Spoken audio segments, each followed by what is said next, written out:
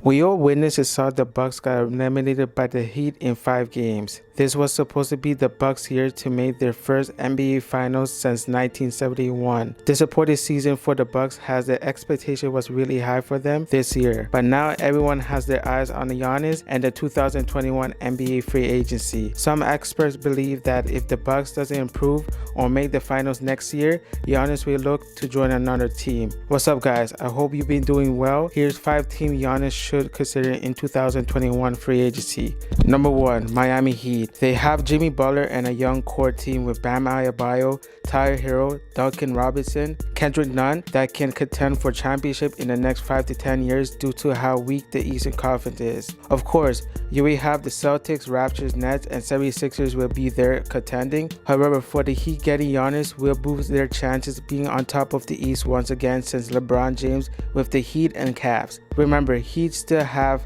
Pat Riley and Spoelstra, and those two love to win and they do whatever they can and go out and get players. Pat Riley was the one who traded for Shaq, signed Bosh, James, and Butler. Pat Riley knows what to say to Giannis in the upcoming free agency class next summer, explaining the Heat culture, multiple championship, fine weather, and no state tax. Pat Riley can bring another star player to Miami that has the money and asset to do so. Giannis won't have to rely on himself all the time because he has players that can shoot and can take over game if he's struggling or injured like Butler. Number 2, Toronto.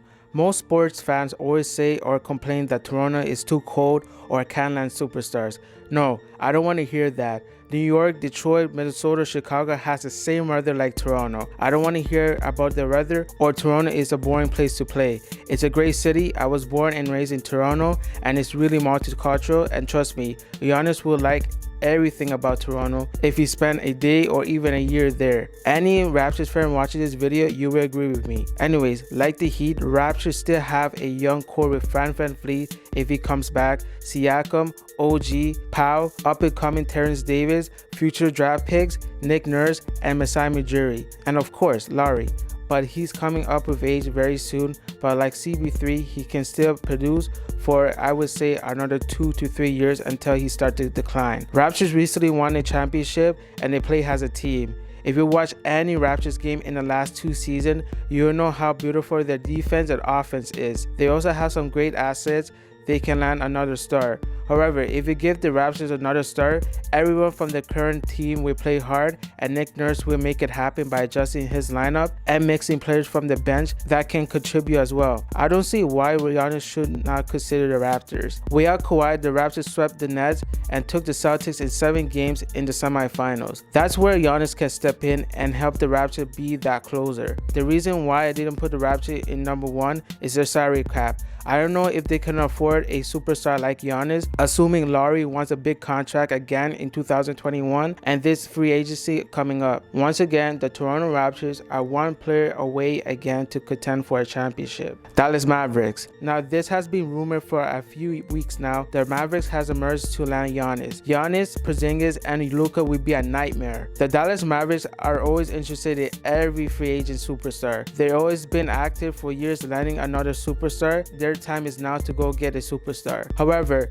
Dallas Mavericks has to keep in mind that Luka's rookie contract will be up and you know he would like to get paid big money. The biggest concern of Giannis joining the Mavericks is how tough the Western Conference is going to be in the following years. Young teams like the Nuggets, Suns, Pelicans, Thunder, Timberwolves, and Grizzlies will be good in the next upcoming years. So the windows on getting a championship for Giannis in the West is no guarantee. He would be better off joining a team in the East. It would be sick seeing him and Luka play together, yes, but it's too competitive in the West. The Mavericks has some cap space to sign Giannis if Hardaway doesn't take the player option, or they can trade some players to shed some salary. I put Mavs in the top 3, but it shouldn't be in Giannis' mind too much due to the toughness in the West. Number 4, the Phoenix Suns. Like the Mavericks situation, Giannis has another star player with Devin Booker that would be a great fit. However, I don't think Giannis should consider joining the Suns due to their bad management around Devin Booker and losing season since 2010. Unless this summer the Suns owner decide to let go the GM and staff, but the odds on that happening are slim. Suns are one of the dark horses to sign Giannis. The Suns has the cap,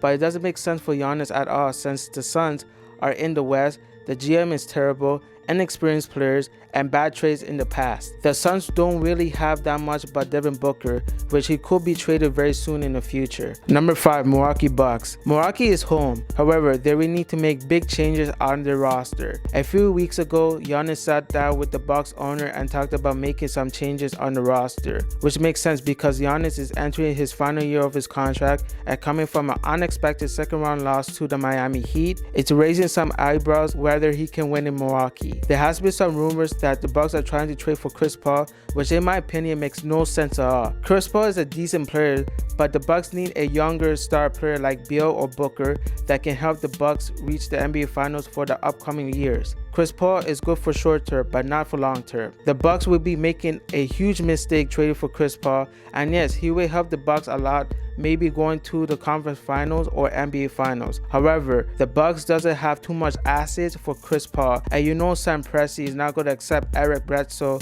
at 1 first-round pick, which number 1, their salary doesn't even match, and number 2, Presti is going to ask for a lot of young guys and some draft picks for Chris Paul. So if I'm the Bucks GM, it's not even worth it then, where I can try to engage a 3-team trade to land Beal or Booker, even if they have to sacrifice one of their young players like Pat Connaughton or DiVincenzo, then so be it, because the Bucks' goal is to keep Giannis and pair him with another star. However, with their roster, they have a bit of older guys and not enough young players around Giannis. Eric Bledsoe is 30, Middleton is 29, George Hill is 33, Brook Lopez is 32. I'm not saying they're that old, but to win a championship, you must have some young players coming off the bench or a strong 6-man. The Bucks doesn't have that. That's the biggest problem for the Bucks they will need to face and hopefully fix in the upcoming free agency this year. So that's 5 teams Giannis should consider. You never know, another team I didn't mention in the video could be the front runner and sign Giannis. I hope he doesn't go to the Warriors or Celtics. Don't forget to like, subscribe, leave a comment down below, and see you in the next video.